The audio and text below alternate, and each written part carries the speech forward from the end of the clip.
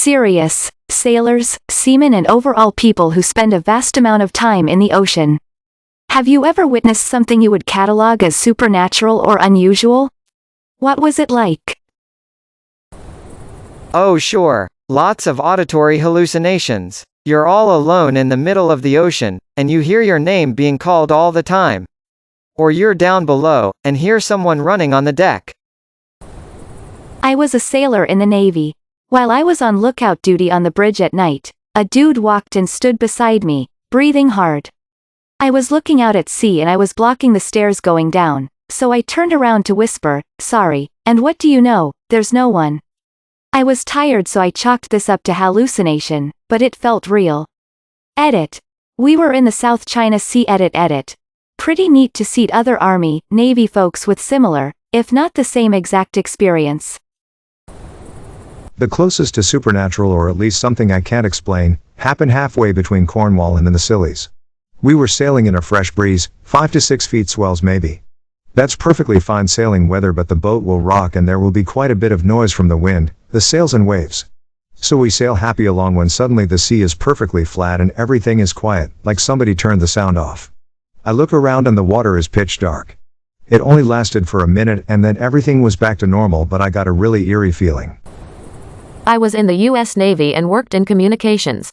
I was a supervisor on my watch and enjoyed working the night tours while on deployment. We stood 12-hour watches from 7 p.m. to 7 a.m.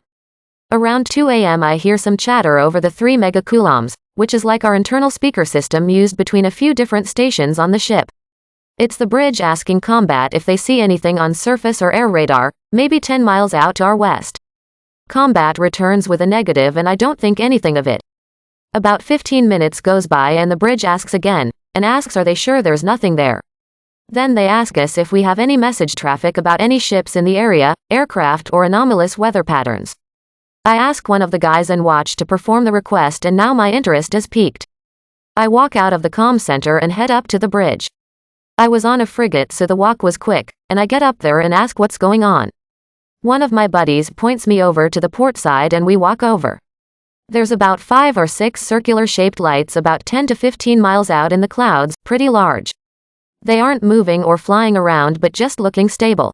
These lights are also casting lights downward on the ocean, and you can see the light refracting back at the water, almost as if it were a spotlight or a beam. From what we could see, it didn't appear to be lights shining up from the water because they wouldn't pass through the clouds. The clouds also weren't super thick, it was lightly overcast, and it was the middle of the night with no other light pollution on the water. There was nothing in message traffic about any ships, subs, or aircraft in the area.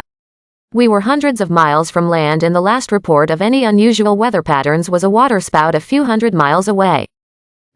We tried to take pictures with our onboard digital camera, using a long exposure, but we couldn't capture the phenomenon. After about 90 minutes the lights slowly faded, one by one, and within 15 minutes they had completely disappeared. I'm sure there's some sort of weather or atmospheric condition for what we saw, but for all intents and purposes, it fit the description of a UFO.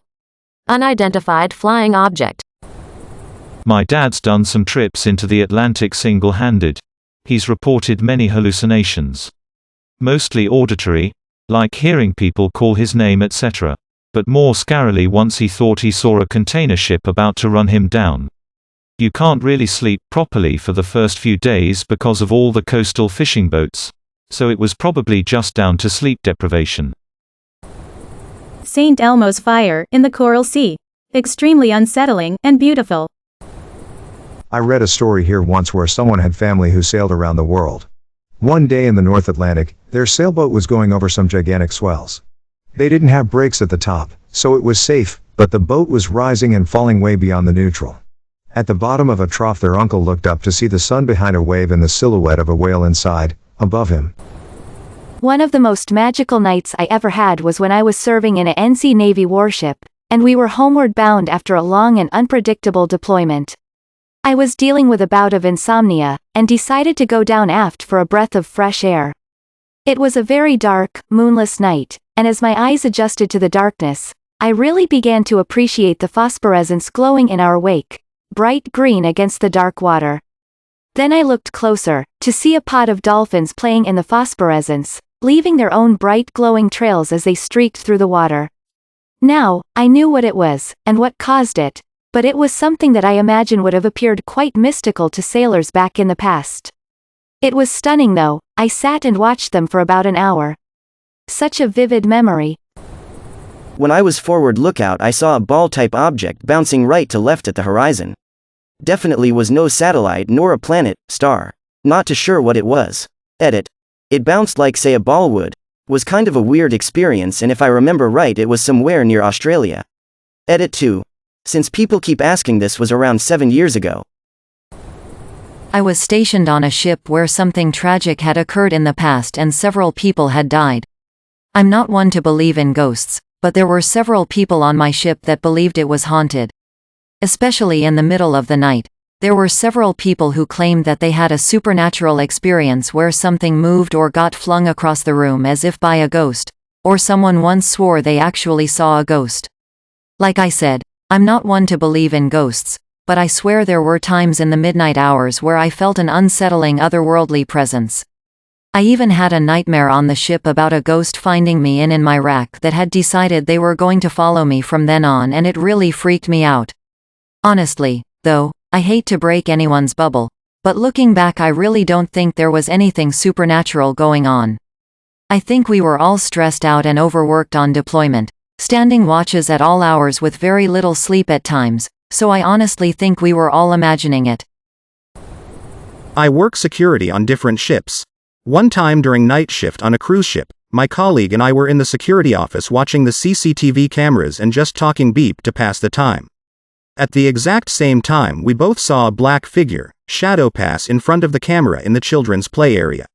We both got super freaked out but kept watching the other cameras in the vicinity to see if whatever it was passed by those, as it was the only way it could go from where we saw it, and there was no way it could leave the area without passing by in front of one of the cameras. It never did, so we went to the area to check it out but obviously found nothing. Afterwards we went back to review the footage and didn't see any shadow moving in that camera again. Even though we both saw it the first time in the live feed. Needless to say, we kinda started avoiding the kids area at night after that. A lot of death happens out at sea. I was standing in the hangar bay waiting for morning muster at dawn somewhere in the middle of nowhere. Looking out at the ocean, I was intrigued by how smooth as glass the water was reflecting the clouds in the sky. Then the most beautiful, confusing, mesmerizing, and terrifying thing I ever saw happened. The water, for a moment, was so smooth that the horizon disappeared from view. The water was so smooth and reflective that it was impossible to tell where the water ended and the sky began. I honestly got dizzy knowing I was in the middle of the ocean floating on water, but my eyes were trying to convince me the ship was floating on nothing. Then the water started slightly rippling and the horizon was visible again. Every morning at sea after that I looked at the horizon hoping it would happen again, but it never did. I've never found out what caused this scientifically. The closest thing I could ever find was it was some sort of variant of the Fata Morgana mirage. I don't think I will ever see anything as beautiful in my life ever again. Words fall extremely short at describing the feeling in that moment. This happened to a friend of mine. Let's call him Dave, who worked on an offshore rig. He wasn't much of a believer in supernatural stuff and spirits. Mostly cause he had never experienced anything and thought that most stories were just exaggerated. In the past that rig faced a tragedy where it was set ablaze and many people lost their lives. The captain at the time was the type of person who would help people first and then look after himself. He ran into a flaming room to help a few people who were stuck inside, and while helping them he lost his life. As they were able to control the fire and eventually kill it, many people lost their lives and it would take days for ships to arrive to carry the deceased back to the mainland. So they stored all the corpses in one room. That room was the captain's room. Years later, after the rig was rebuilt and functional again, Dave started working on it as a fresher. Being the new guy, he was given small jobs at first so that he would familiarize himself with everything. He didn't know this when he joined, but the room that was allotted to him was the same room that they stored the bodies in, also the captain's room. Dave was supposed to have a roommate bunk with him, but the guy would join him a week later. Before his roommate joined, every other night Dave would wake up to being violently shaken in his bed while hearing someone yell, "There's a fire. There's a fire." He would also dream of people that he never knew. He'd see their faces and the next thing would be glimpses of them burnt. This frightened the beep out of Dave. He approached his captain and spoke to him about all that happened. His captain then revealed the whole story of what happened and whose room he was occupying. The captain told Dave that if this persisted then he'd change the room. But fortunately that was the same day Dave's roommate joined and the thing stopped happening. One day while getting off a crane from the ladder, Dave missed his step and was about to fall. Although it was just a few feet above the platform, with all the equipment he had on he would have definitely fractured something and wouldn't be able to work for months. But as he was falling, someone held him from behind and pushed him back onto the ladder. He grabbed on and got down safely. As he turned to thank the person, he could find nobody there. When he went to the cafeteria, he asked his colleagues who was out there with him so that he could thank them. His colleagues revealed that he was the only one out there at that time. He found it weird but didn't say much about it. Dave approached the captain again and spoke to him about this. His captain told him that it was most likely the captain who died on the rig, saving and helping people while he still can. Now if you ask Dave about his belief in this stuff, he'll give you a really puzzled look as though he himself is still trying to make logic and reason out of what he experienced.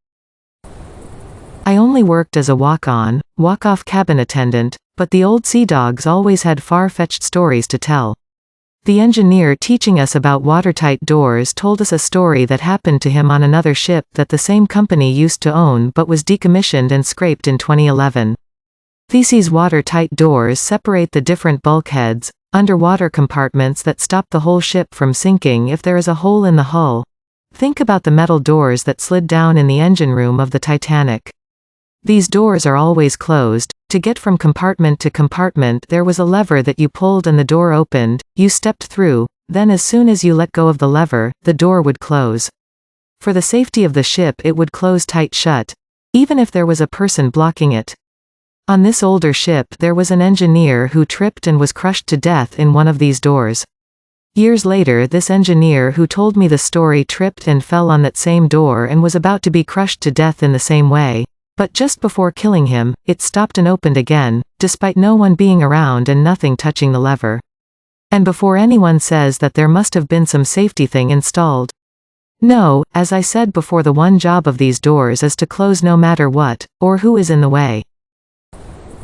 Was an OV pilot on a ship mapping the Titanic debris field for the Titanic's 100-year anniversary episode on the History Channel. It was a 3x5 mile survey, so a lot of area that hadn't been mapped before. The ROF on board was taking video footage of the larger hull section, and would bump into the Titanic when they got too close, and parts of the hull would get stuck to the ROF we called rusticles. I was 22 at the time, and thought cool, part of the Titanic hull, and took a big chunk of iron hull. Wrote to my dad about it, very excited about my new artifact. He has been an ocean explorer for my whole life, and is very easygoing pretty much all the time, but he became extremely serious after I told him.